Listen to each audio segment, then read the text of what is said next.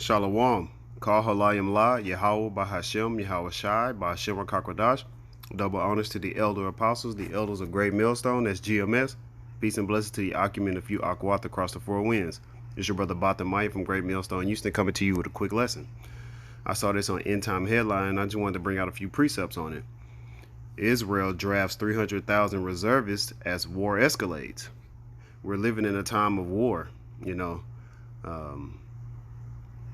As we see, a lot of these prophecies are coming to pass. I like when brothers say these prophecies are popping like popcorn. You know, they're popping off the pages.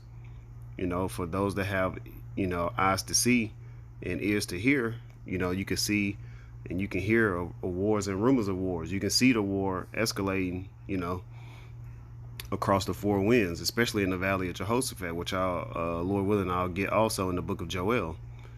But hey, World War III is really here.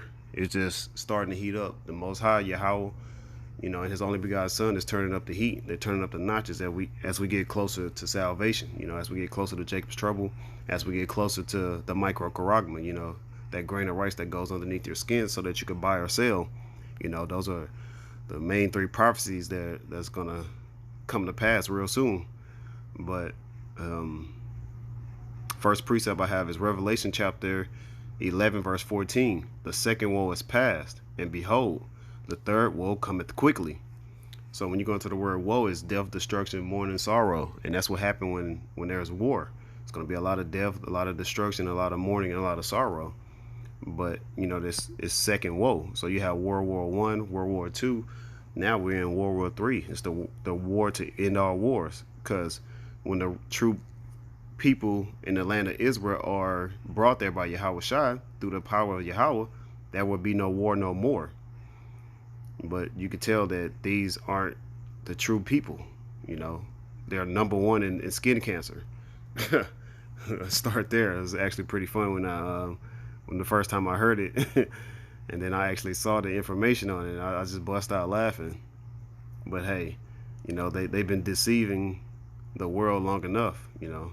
That's what, when you go into the word devil, he's a deceiver, Diablos. Ecclesiastes chapter 3, I'm going to start at the top and then kind of jump around. To every Ecclesiastes in the Old Testament, chapter 3, verse 1. To everything there is a season, a time to every purpose under heaven, a time to be born and a time to die, a time to plant and a time to pluck up that which is planted. Verse 3, a time to kill and a time to heal, a time to break down and a time to build up, a time to weep and a time to laugh, a time to mourn and a time to dance. So it's a balance. After war, there brings peace. But Ecclesiastes 3 and verse 8, a time to love and a time to hate. And that's a cut to those who say, well, you can't hate, and God is all love. No, God is the perfect balance. Proverbs 11 and 1, if I'm not mistaken, a false balance is an abomination to Yahweh Bashem Yahweh Shai. So here you have it. It's a time to love, which love really is keeping the law, statutes, and commandments of the scriptures. But that's also a time of hate. We hate those who don't follow, the correct doctrine, especially those who claim to be the chosen people. They don't even believe in the Messiah, Yahweh Shai. Really, they don't even believe in Yahweh neither. They believe that they're their own gods and that they can create their own prophecies and etc. Whatever they believe, they're the wicked. Job 9 and 24, the earth is given into the hands of the wicked. But back in Ecclesiastes 3 and 8, in the latter portion, a time of war and a time of peace. We're living in a time of war. Peace is not going to come until Yahweh Shai, in the heavenly host, when Yahweh Shai comes standing on top of that fathership, which what people in the world call a UFO, which is an IFO. It's an identified flying object, which is the clouds or the chariots in the scriptures. Once he cracks the cloud with the heavenly host, those angels, that's also going to be in their chariots. They're going to become, to save, ultimately the hopeful elect, which is the 12,000 men from the 12 tribes of Israel. Mainly here in Babylon the Great, which is America, the daughter of Babylon, the virgin daughter of Babylon, That's when this place is really going to be touched with those ICBM thermonuclear missiles. But once that happens, you know, and then the rest of the prophecies pop out. But after that, then we're going to have peace because we're going to be at rest, you know. It's that Micah 2:10, for this is not our rest. But once we're in the kingdom of heaven, we're going to have eternal rest. And that's what we're longing for. And for those who are saying, you know, why we so, you know, obsessed, because we want peace, we want rest, we want righteous rulership. You know, we're living in hell. Literally, this is death. Everything, this wicked, you know, Esau, Edom, which is self-proclaimed white man, everything they touch is death.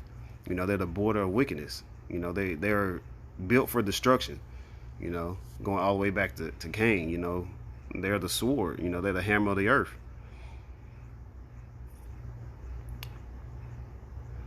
Next precept I had Jeremiah 49:20. Therefore hear the counsel of the Lord Yahweh Bashem Yahweh Shai, that he hath taken against Edom. Hey, you got niggas out here talking about you can't prophesy against Esau, Edom. You know, the self-proclaimed white man. Edom is red. And you can see in this picture, they're red. They're not they're not white, they're red. And his purposes that he hath purposed against the inhabitants of Teman, surely the least of the flock shall draw them out. Surely he shall make their habitations desolate with them. You know, least of the flock, you know, the ones that are in rulership right now, Esau, Edom, mainly the tribe of Amalek. You know, Teman is the Germans, you know, the smart guys. I like to call them the smart guys. That's why they always implement, you know, especially like vehicles, they'll say it's German engineering, because they're really the brains of the, I'll say the brains of the actual operations, you know. But, you know, Amalek, you know, the false chosen people, as I'll call them. But they're going to be the ones who start, you know, World War III.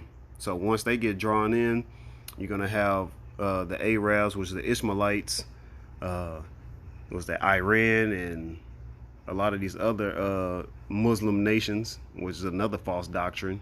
But the Palestinians nor the Israelis, they don't belong in that land. The Israelites, which is you so-called Negroes, Latinos, and Native Americans, you're the ones that belong in that promised land. You know, the earth was actually given to us. It was made for our sakes. You know, the Israelites, you know, the apple of the Lord, Yahweh Bashem Yahweh Shai's eye. It was made for our sakes.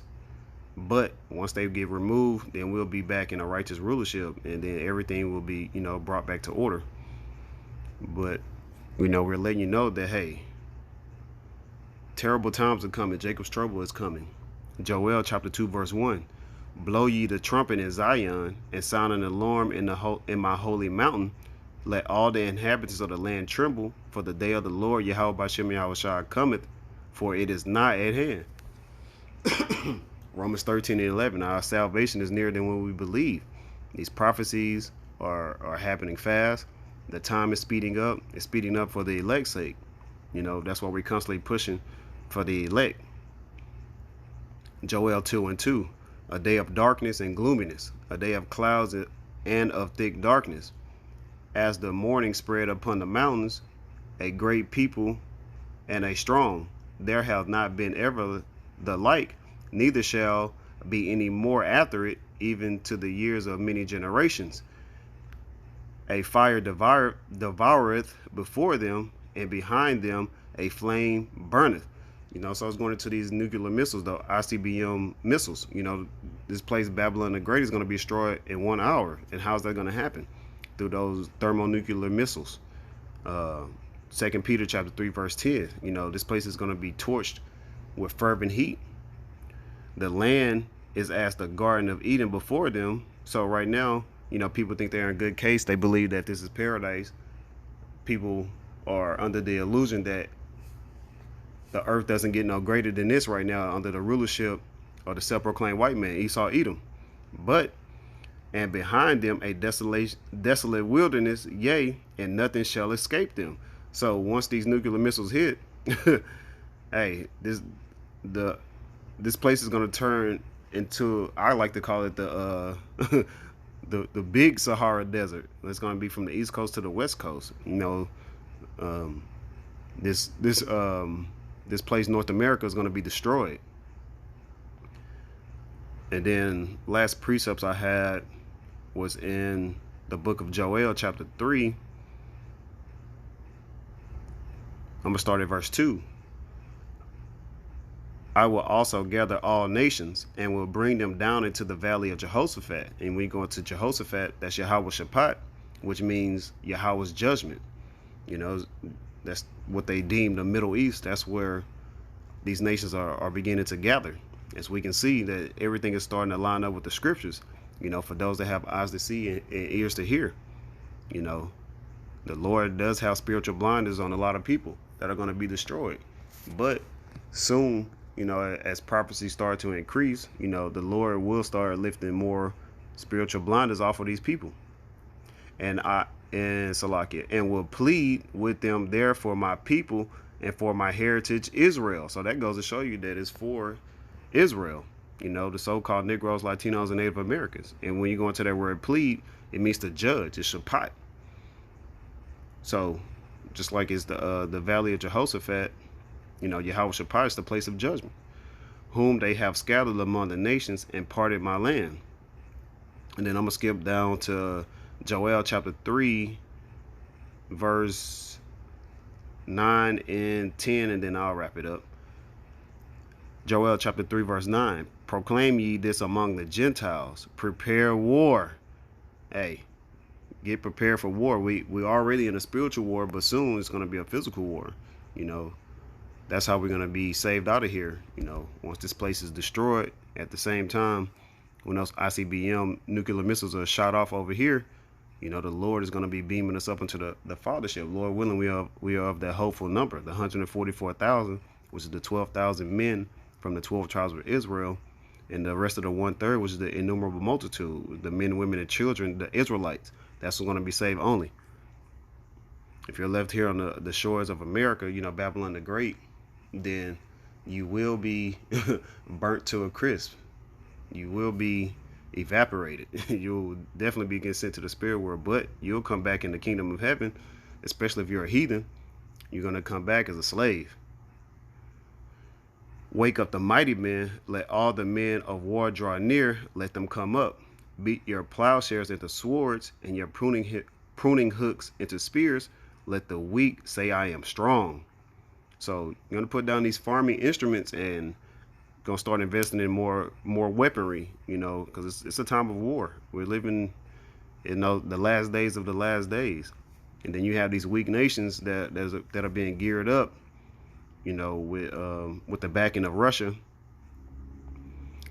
You know, they have some of the best, most powerful weapons, most high-tech weapons too.